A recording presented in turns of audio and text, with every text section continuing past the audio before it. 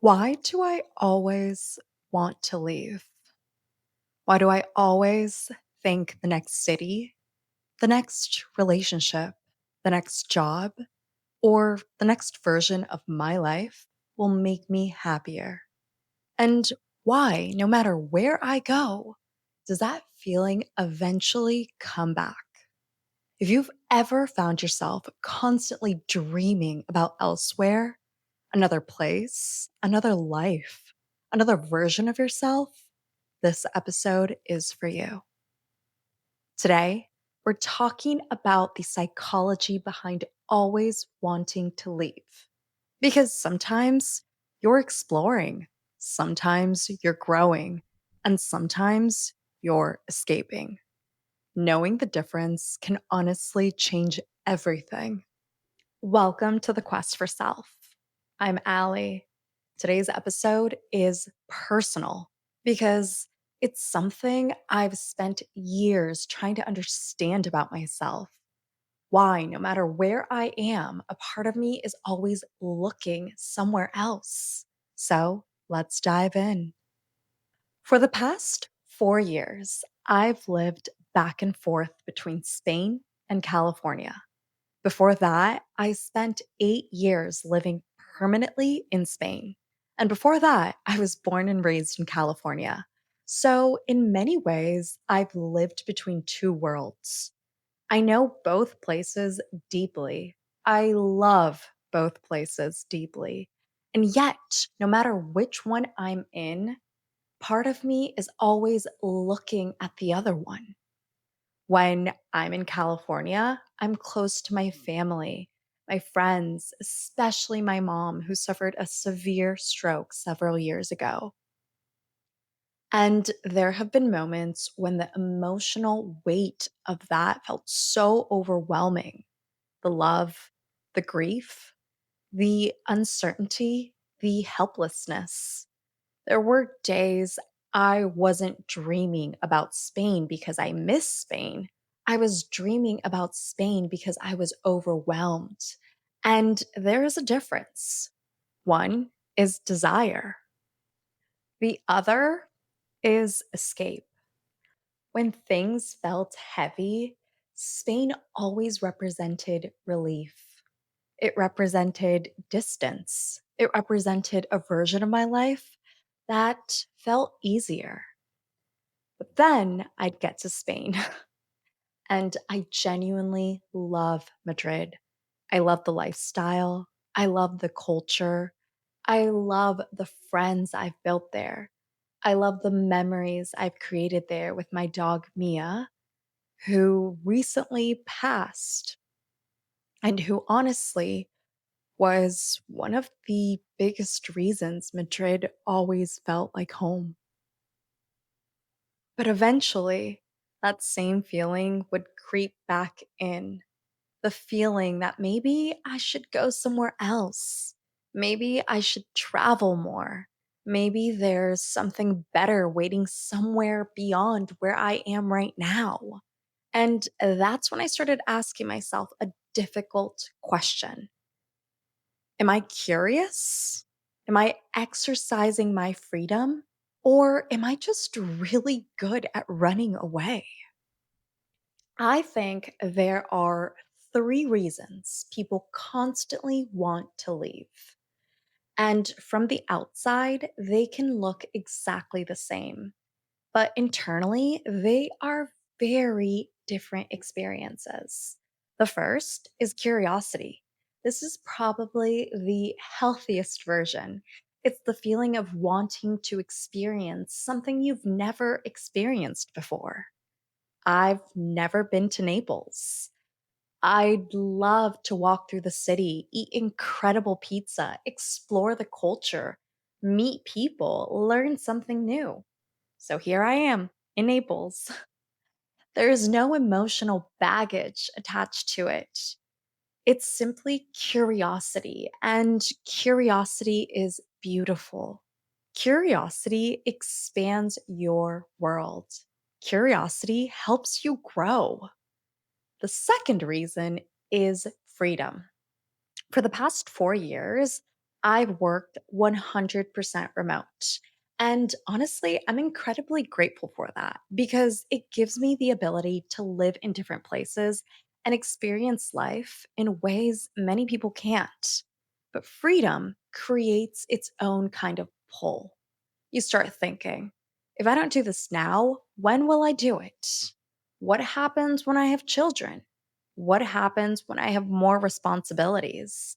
What happens if this opportunity disappears? And suddenly, the desire to leave isn't coming from dissatisfaction. It's coming from possibility. It's coming from gratitude. It's coming from wanting to fully experience life while you can. And honestly, I think that's healthy too. The world is big and life is short. Freedom is a gift.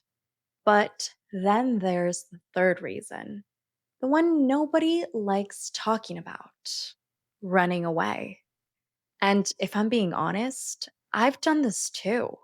Sometimes I wanted to leave because I didn't want to sit with what I was feeling. Sometimes I wanted to leave because I was overwhelmed. Sometimes I wanted to leave because facing my reality felt harder than booking a plane ticket. Yeah, that's true.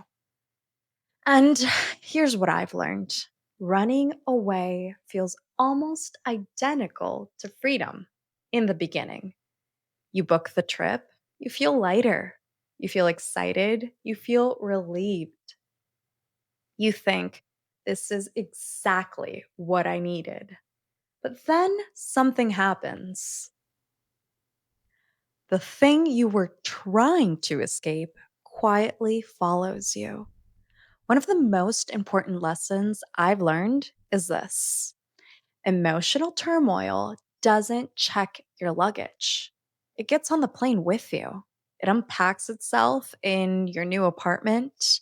It sits next to you at dinner. It walks beside you through beautiful streets and it waits. No matter how beautiful the destination is, whether it's Madrid, Italy, Greece, California, or somewhere you've always dreamed of living, if something is unresolved inside of you, eventually it will find you every single time. And I think that underneath all of this is a hidden belief many of us carry. Maybe if I move there, I'll finally become who I'm supposed to be. Maybe if I move there, I'll meet the right person. Maybe if I start over, I'll build the life I've always wanted. Maybe that city is where everything finally clicks. I've absolutely believed this. There have been times where I told myself dating would be easier somewhere else, that opportunities existed somewhere else, that happiness existed somewhere else. And look, environments matter, culture matters, the people around you matter. Sometimes changing your environment genuinely changes your life. But hidden beliefs are tricky because they often disguise themselves as wisdom. Sometimes they're actually avoidance. Sometimes they're stories we tell ourselves because it's easier to change locations than it is to change ourselves. And that's uncomfortable to admit because moving feels productive. Starting over feels exciting. Planning the next chapter feels hopeful.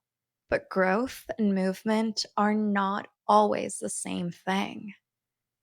Starting over isn't necessarily growth if you're carrying the same unresolved wounds into every new beginning.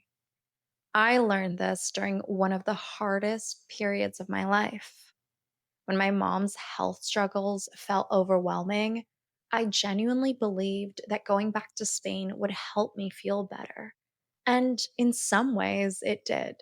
I had space, I had lots of sunshine, lots of sangria, I had friends, I had familiarity. I also had the exact same fear, the exact same sadness, the exact same anxiety. Because those things weren't living in California, they were living inside me. And it wasn't until I started therapy, self reflection, and doing the deeper emotional work that things actually began to shift. Not because I stopped traveling, but because I stopped expecting travel to heal what only I could heal. Now, I want to add an important nuance because sometimes leaving really is the answer. Sometimes you outgrow a city. Sometimes a relationship needs to end.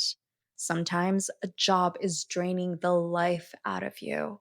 Sometimes an environment genuinely isn't healthy for you anymore. And staying isn't always noble.